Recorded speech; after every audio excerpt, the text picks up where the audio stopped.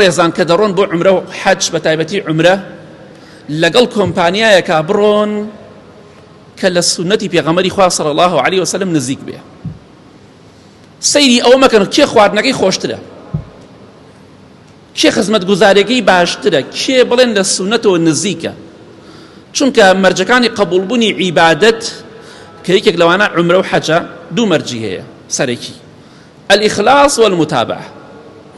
ئەبێ بە ئیخلاسەوە بۆ خوا ئەم کارە ئەنجام بدەی مەبەستە ڕەزامەندی خوا بێ لە عومرەکەدا، دووەمیش ئەبێ ئەو عومرەی تۆ بەپێی سونەتی پێغەمبەری خوا بێ صلی الله علیه وسلم. بۆیە هەر کەسێک پێتی وت بڕۆ لە مزگەوتی عایشەوە عومرەی دووەم و سێیەم بکە بە قسەی مەکە، چونکە وەڵڵاهی پێغەمبەری خوا سەحابەشتی وایان نەکردووە. عایشە حاڵەتێکی جیاوازیە بۆ سوڕی مانگانە بوو، پیاو سوڕی مانگانەی هەر نییە.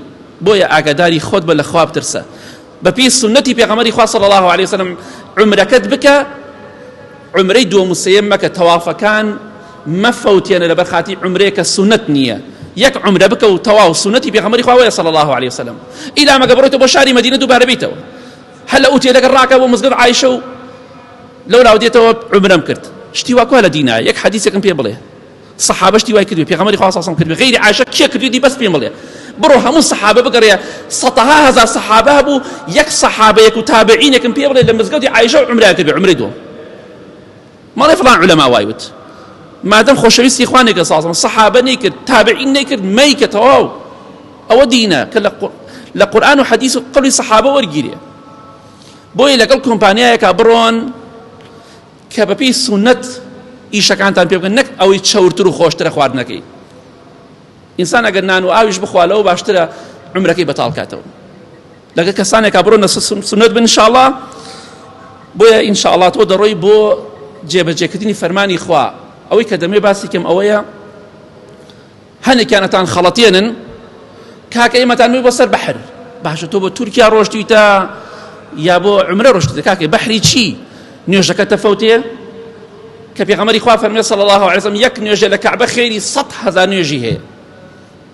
ئەی فەوتێنی لەبەر خاتری ئەوەی بڕۆی بۆ سەر لێواری بەحرێک، کاکە تۆ بە غەڵەت ڕۆشتویتە، تۆ بۆ سیاحەت ڕۆشتویتە بۆ عومرە ڕۆشتویتە. ئەیان خەڵەتێنن ئابەم شێوەیە. بۆیە کەسانێکی لە کۆمپانیەکان باشن، لەخوا ئەترسن، کەسانێکی شەیە سوێن بەخوا لەگەڵ قاچاقچی یۆنانی بەریدانیا فەرقیان نییە، لەخوا ناترسن. وەڵڵاهی خۆم شتم زۆریان بینی، ئەوش تۆتان بینیوە. پیاوی باشیان تایە، بەڵام خراپەکانیان زۆرترە، تەماحیان زۆرە.